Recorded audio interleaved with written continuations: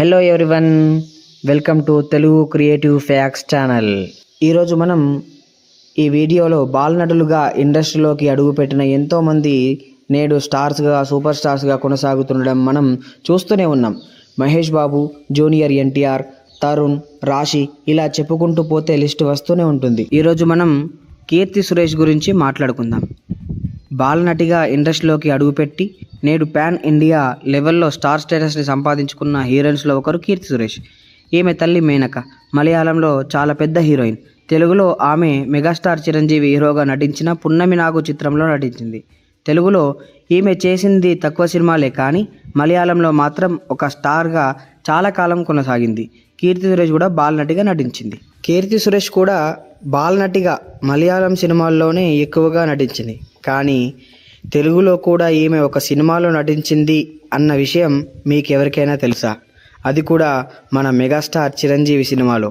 పూర్తి వివరాల్లోకి వెళ్తే, ఊరమాస్ ఇమేజ్తో ఇండస్ట్రీలో కొనసాగుతున్న చిరంజీవి డాడీ లాంటి సాఫ్ట్ ఫ్యామిలీ డ్రామాతో 2001 సంవత్సరంలో మన ముందుకు వచ్చాడు. ఈ సినిమాకి అప్పట్లో పాజిటివ్ రివ్యూస్ బాగానే వచ్చాయి. కానీ చిరంజీవికి ఉన్న మాస్ ఇమేజ్ కారణంగా ఆయన అభిమానులు ఇంత సాఫ్ట్ రోల్లో చూసేందుకు ఇష్టపడలేదు. దీంతో కమర్షియల్గా ఈ చిత్రం యావరేజ్ అయ్యింది. ఈ సినిమాలో చిరంజీవి కూతురు పాత్ర కోసం చాలా ఆడిషన్స్ చేశారట అప్పట్లో. అలా చిరంజీవి దృష్టిలోకి కీర్తి సురేష్ వచ్చింది. 2000 సంవత్సరంలో కీర్తి సురేష్ బాలనటిగా మలయాళంలో పైలట్స్ అనే సినిమాలో చేసింది. ఇందులో ఆమె నటన చూసి ఎంతో నచ్చింది చిరంజీవికి.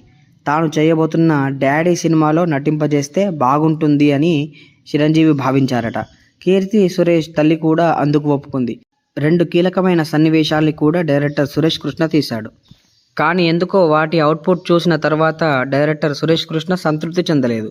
తాను అనుకున్నట్లుగా ఆ చిన్న పాప యొక్క క్యారెక్టర్ రావడం లేదని ఇదే విషయాన్ని చిరంజీవికి చెప్పగా, వేరే అమ్మాయిని చూద్దామని చెప్పి కీర్తి సురేష్ని తప్పించి తమ యొక్క పాత్రలో అనుష్క మల్హోత్రా అనే అమ్మాయిని తీసుకున్నారు. ఈ అమ్మాయి ఈ చిత్రం తర్వాత మళ్ళీ ఏ సినిమాలో కనబడలేదు. అలా కీర్తి సురేష్ బాలనటిగా చిరంజీవి సినిమాలో నటించినా కూడా వెండితెర మీద ఆయనతో కలిసి కనిపించే అదృష్టం దక్కలేదు. కానీ కీర్తి సురేష్ హీరోయిన్ అయ్యాక చిరంజీవితో భోలా శంకర్ అనే చిత్రంలో నటించింది.